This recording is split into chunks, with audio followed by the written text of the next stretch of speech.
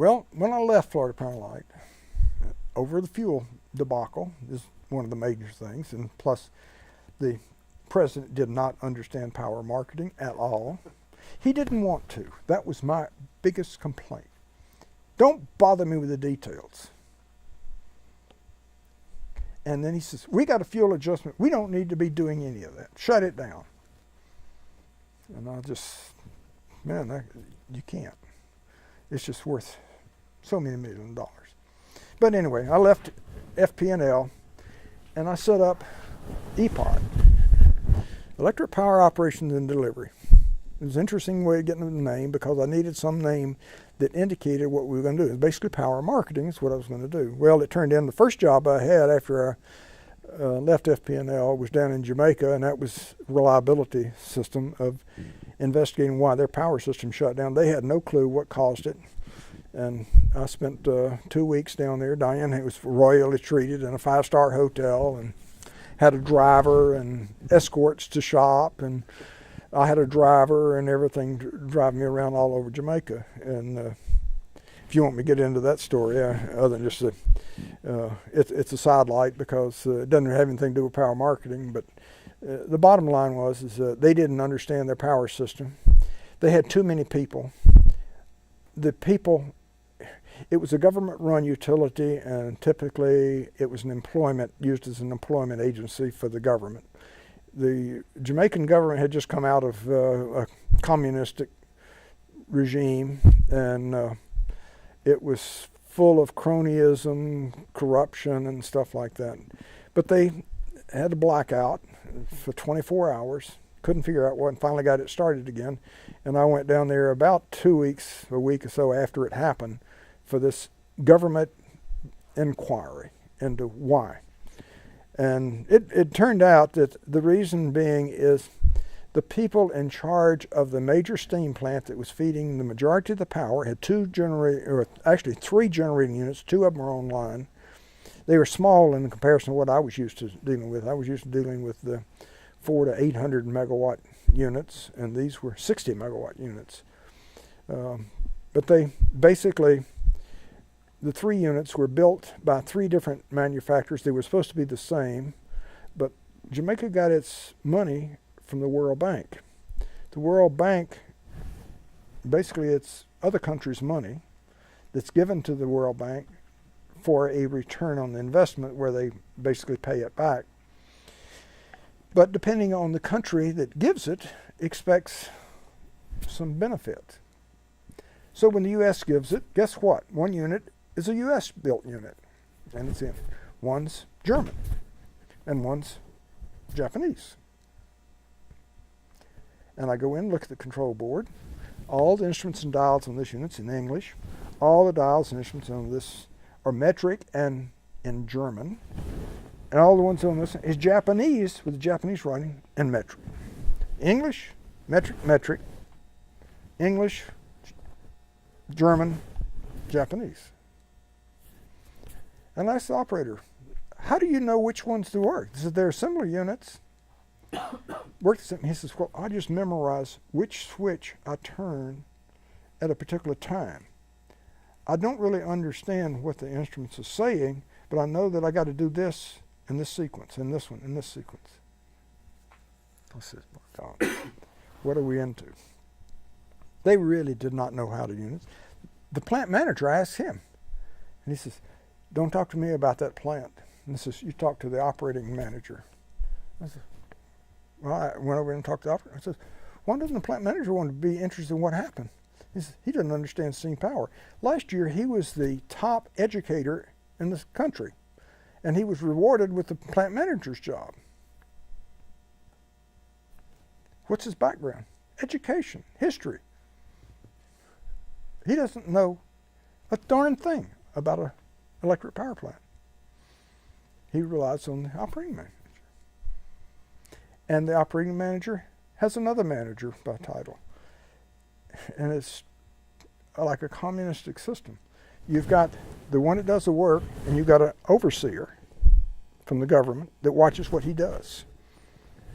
If you've seen Red October and those movies, it's got the political officer Hey, that's reality. That's what it really is.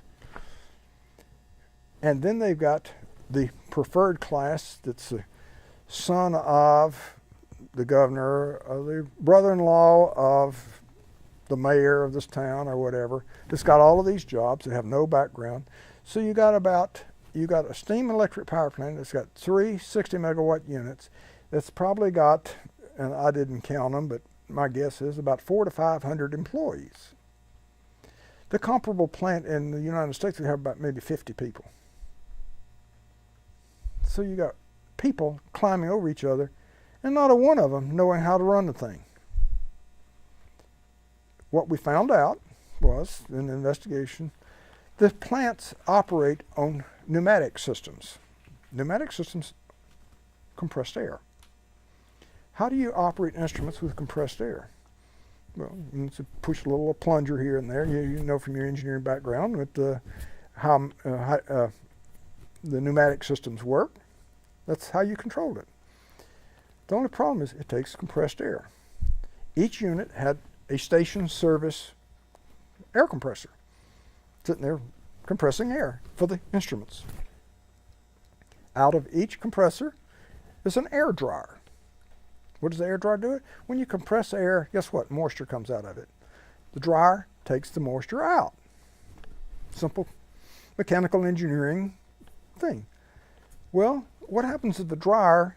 Where does that water go? It's got a drain valve.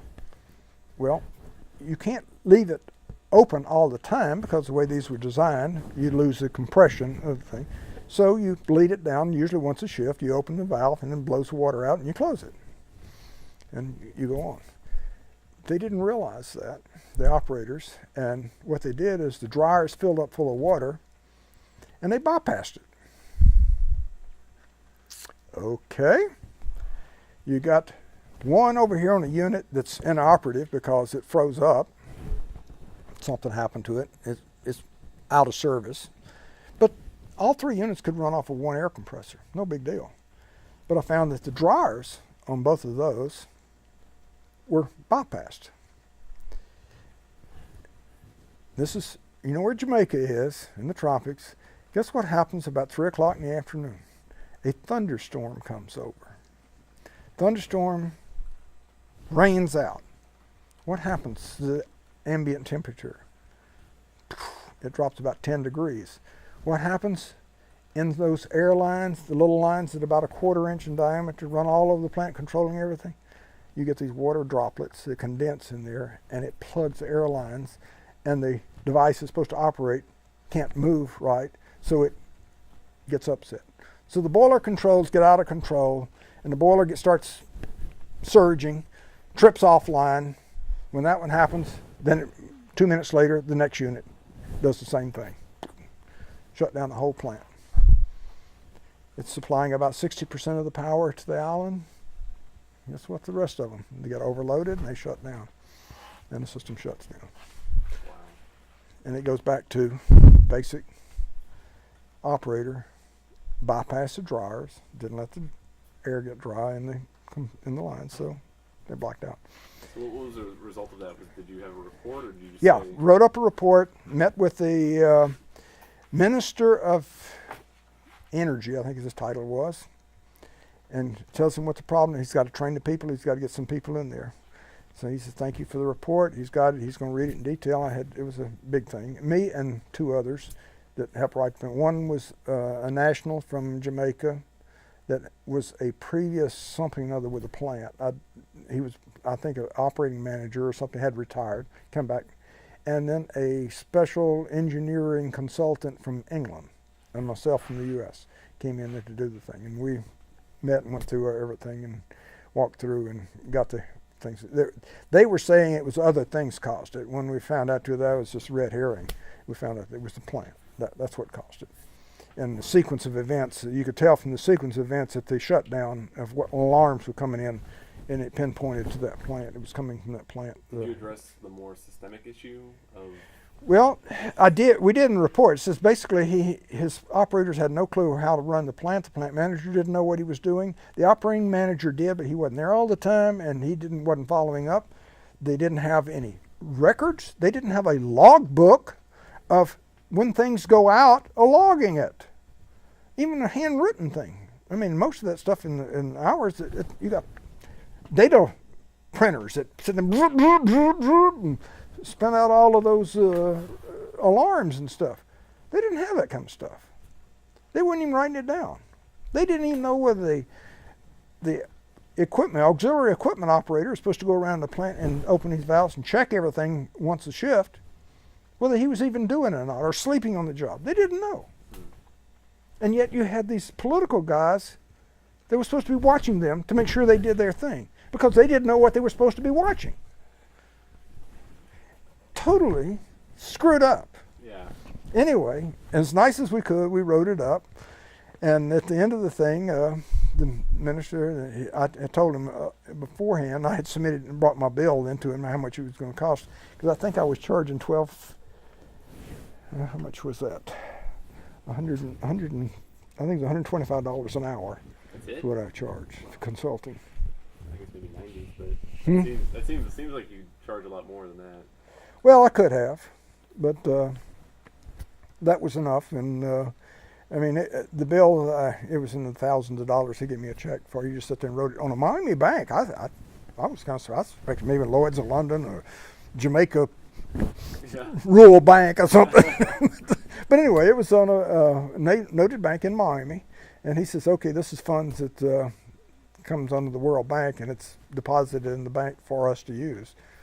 So anyway, they paid it. And then he says, would I come and run the power system? I would become the general manager of the Jamaican Public Service. And I'll sit there for a minute and I says, no, I will not take the job. He says, we'll make it worth your while. We'll pay you double of what you were making at Florida Power and Light when your last year. Well, I was making, I think my salary and when I left Florida Power was $160,000 a year. So, okay. I talked to Diane, and just prior to that, in fact, on the Sunday that we were there, we went to Mass at church. The priest didn't show up. And we found out later that he'd been murdered the night before. You couldn't go out into the countryside without an armed guard. When I went to the plant, they had escort, a army vehicle in front and one behind us, and the van that took us out to the plant. It was not safe in the countryside at this time. Jamaica was under just about a civil war situation, a lot of civil unrest. And I said, life is not worth it to take that kind of risk. I don't care how much you pay. There's other things I want to do.